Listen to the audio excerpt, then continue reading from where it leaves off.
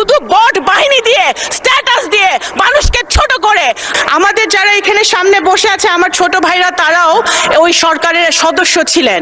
কারো ছোট ভাই হিসেবে আমি এখানে আসিনি। কারো নাম বলে নাই তো। নাহিদ ইসলামের নামে কি দুর্নীতির অভিযোগ উঠেছে, নাহিদ ইসলাম কোথায় দুর্নীতি করেছেন, মাননীয় স্পিকার আমি সেই প্রমাণ ওনাদের কাছে চাচ্ছি। ধন্যবাদ মাননীয় স্পিকার। বিসমিল্লাহির রহমানির রহিম। আমি প্রথমেই মহান আল্লাহ তাআলাকে স্মরণ করছি। আমার নির্বাচনী এলাকা নগরকান্দা সালতাবাসীকে স্মরণ করছি। শহীদ রাষ্ট্রপতি জিয়াউর রহমান, যিনি স্বাধীনতার ঘোষণা দিয়েছেন, মুক্তিযুদ্ধ করেছেন, আমাদেরকে একটি স্বাধীন বাংলাদেশ দিয়েছেন, ওনাকে স্মরণ করছি। আমাদের গণতন্ত্রের মাতা দেশনেত্রী বেগম খালেদা জিয়াকে স্মরণ করছি। মাননীয় স্পিকার, আমি আপনাকেও ধন্যবাদ জানাতে চাই। দেশ ও জাতি আজকে গর্বিত যে একজন বীর মুক্তিযোদ্ধা আজকে স্পিকারের আসনে বসে আছে। আমরা আজকে গর্বিত। আমি মাননীয় সংসদ নেতা, দেশের প্রধানমন্ত্রী জনাব তারেক রহমানকে ধন্যবাদ জানাতে চাই। মাননীয় স্পিকার, আমাদের দেশের একটা দুর্ভাগ্য হলো আমরা দেখেছি রাজনৈতিক দলের নেতারা বা নেত্রীরা ইতিহাস লিখতে চায়। যখন আমরা ইতিহাস লেখার চেষ্টা করি, যেমন আমরা দেখেছি গত ফ্যাসিবাদ আওয়ামী লীগ সরকার নিজের আপন মনের মাধুরী মিশিয়ে ইতিহাস বিকৃত করেছিল, সেই ইতিহাস যখন আমরা লিখতে চাই তখন আমরা আপন মনের মাধুরী মিশিয়ে ইতিহাস লেখার চেষ্টা করি। আমি মনে করি বাংলাদেশের ইতিহাস, মুক্তিযুদ্ধের ইতিহাসবিদদের লেখা উচিত। তাহলে বোঝা যাবে কার কখন কিভাবে কোন সময় কোন ভূমিকা ছিল। রাষ্ট্রপতির ভাষণ, কোন রাষ্ট্রপতির ভাষণ?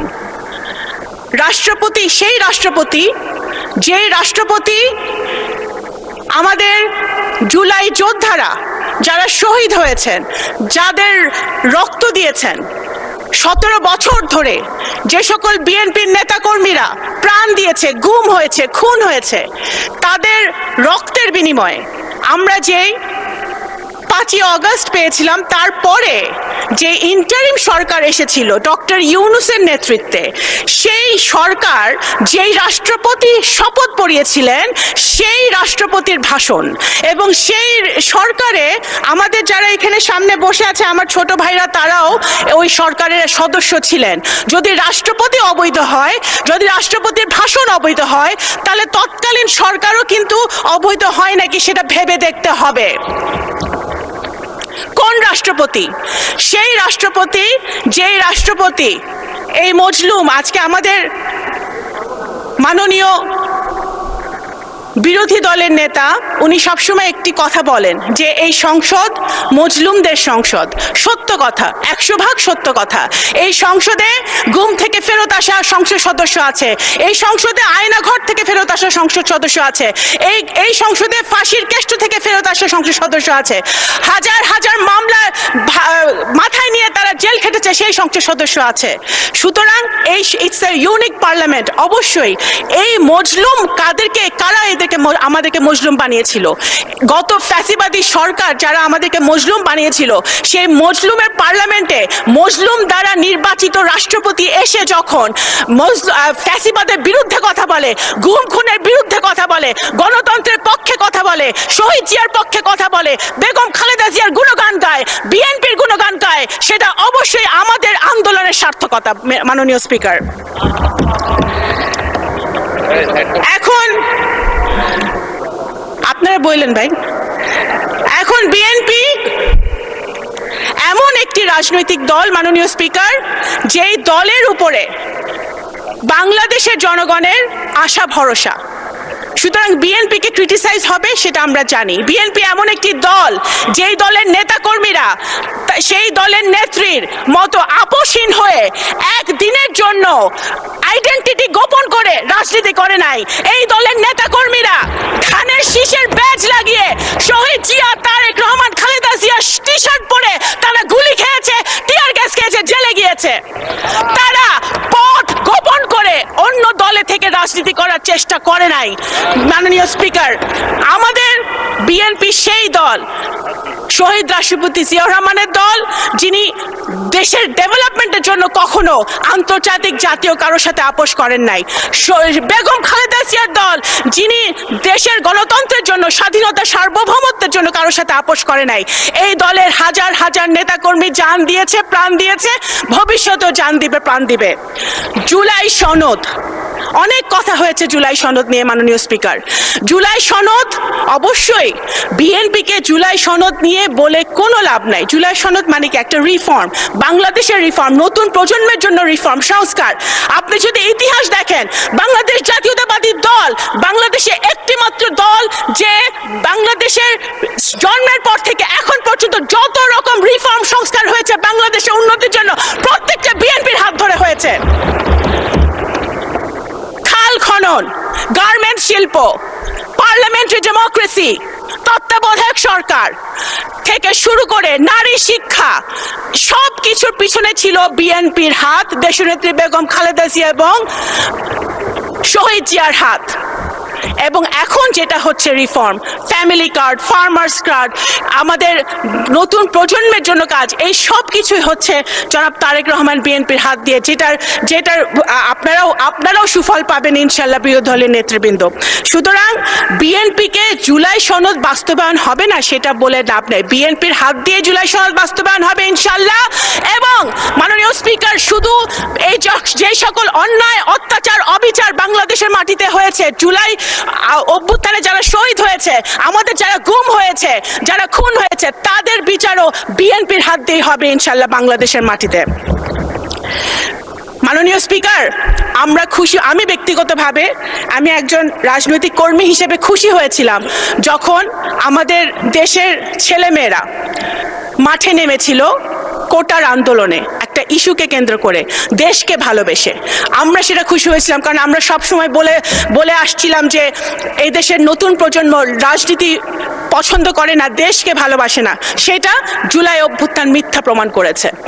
কিন্তু আমরা এটাও দেখেছি জুলাই সনদের পর, জুলাই অভ্যুত্থানের পরে, 5ই আগস্টের পরে যে সরকার গঠিত হয়েছে, সেই সরকারে আমাদের যারা নবীনরা ছিলেন, আমাদের ভাইরা ছিলেন, তাদের বিরুদ্ধেও আনফরচুনেটলি গত 1.5 বছরে দুর্নীতির অভিযোগ উঠেছে।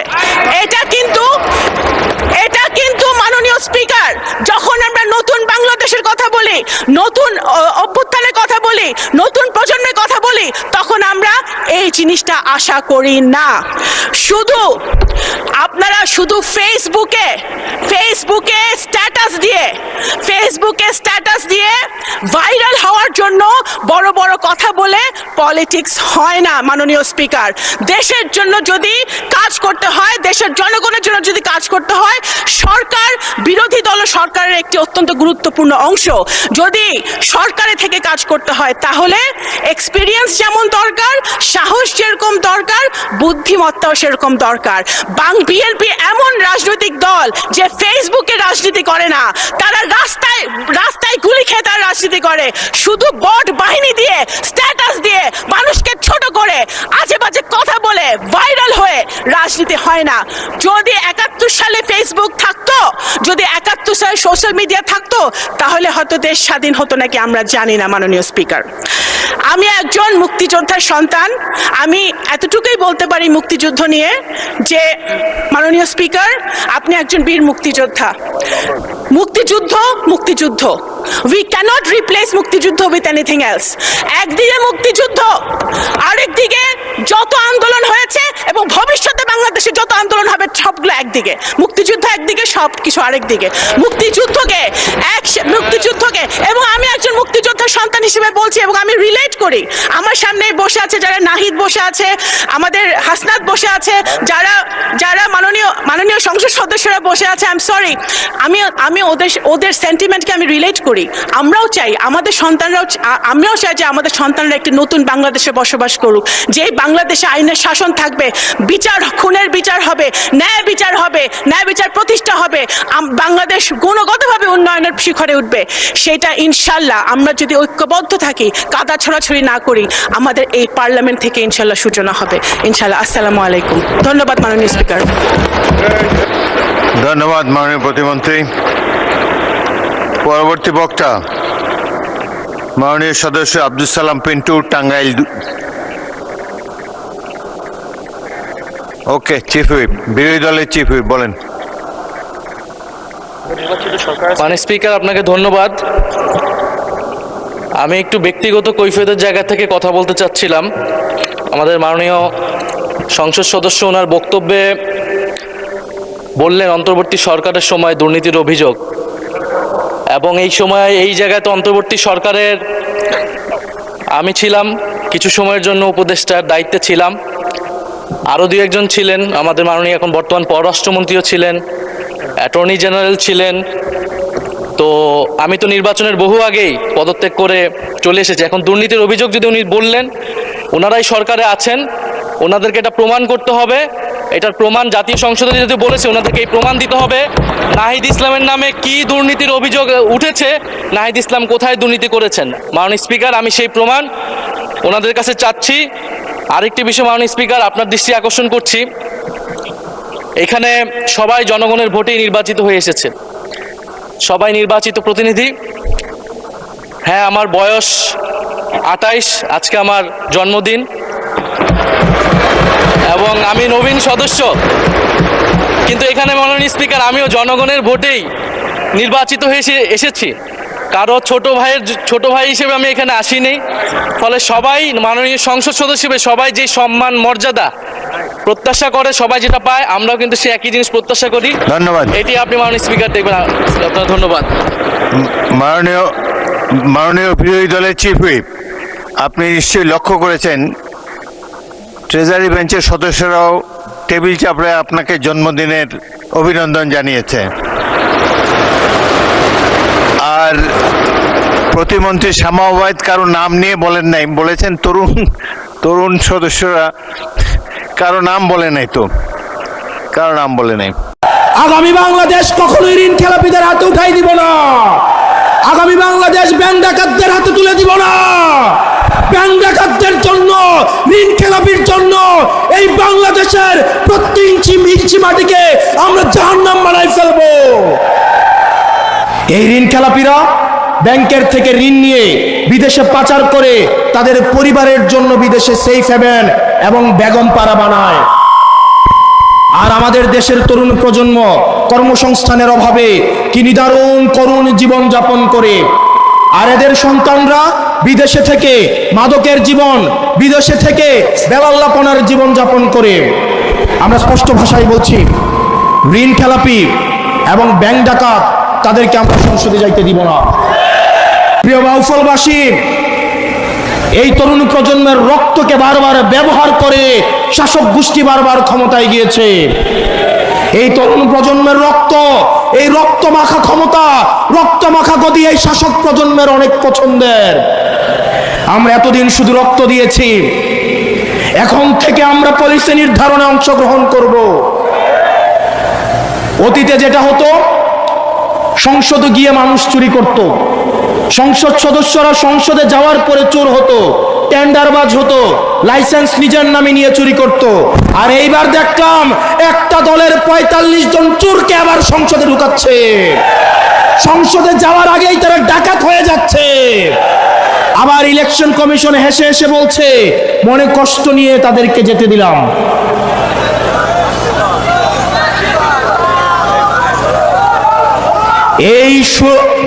আমাদের এই জুলাই অভ্যুত্থানের শহীদের রক্তের উপরে দাঁড়িয়ে যারা পুঙ্গ হয়েছে, যারা আহত হয়েছে, তাদের উপরে দাঁড়িয়ে মাননীয় ইলেকশন কমিশন আপনাদেরকে, ডাকাতদের এবং চোরদেরকে সেফ এক্সিট দিয়ে সংসদে পাঠাতে আপনাদেরকে এই ইলেকশন কমিশনে বসানো হয় নাই। কিছুদিন আগে দেখলাম বন্দর একটা বিদেশি কোম্পানিকে দেওয়ায় অনেক দল রাস্তায় এসে আন্দোলন করলো যে বন্দর নাকি বিদেশিদের হাতে তুলে দিবে না। অথচ আমরা দেখলাম 138 বছরের শ্রেষ্ঠ 138 বছরের মধ্যে সবচেয়ে বেশি বন্দরে এই বছর ইনকাম হয়েছে। আপনারা বন্দর বিদেশিদের হাতে তুলে দিবেন না, কিন্তু প্রবাসীদেরকে এনে আপনারা সংসদে ঢুকাবেন, এই মুনাফিকে আপনারা নিয়ে কিভাবে ঘুমান? এই প্রবাসীরা এখন সুযোগ আসছে, বাংলাদেশে আসছে। আবার যদি দেখে নির্বাচন উত্তর দক্ষিণ, তাদের যে পাসপোর্ট আছে সেটা নিয়ে আবার বিদেশে পালাবে। এই দেশের ভূমিপুত্ররাই এই দেশ শাসন করবে, কোনো প্রবাসী এসে এই দেশ শাসন করতে পারবে না। যে বাংলাদেশের রক্তের সাথে, বাংলাদেশের মাটির সাথে, পানির সাথে, জনগণের সাথে যার কোনো সম্পর্ক নাই, বাংলাদেশের জনগণের নীতি নির্ধারণীতে এই প্রবাসীদেরকে, এই বিদেশিদেরকে তাদেরকে কোনো জায়গা দেওয়া হবে না। প্রিয় বাফল, গত বছর এসে দেখলাম একটা তরমুজের একটা ট্রাক যদি ঢাকায় পাঠাইতে হয় সেখানেও চাঁদা দিতে হয়, ধান যদি ঢাকায় পাঠাইতে হয় সেখানেও চাঁদা দিতে হয়, একটা সিনজিওয়ালা সারাদিন 500 টাকা ইনকাম করে সেখান থেকেও চাঁদা দিতে হয়, একটা ঝালমুড়িওয়ালা ঝালমুড়ি বিক্রি করে 300-400 টাকা ইনকাম করে সেইখানেও চাঁদা দিতে হয়।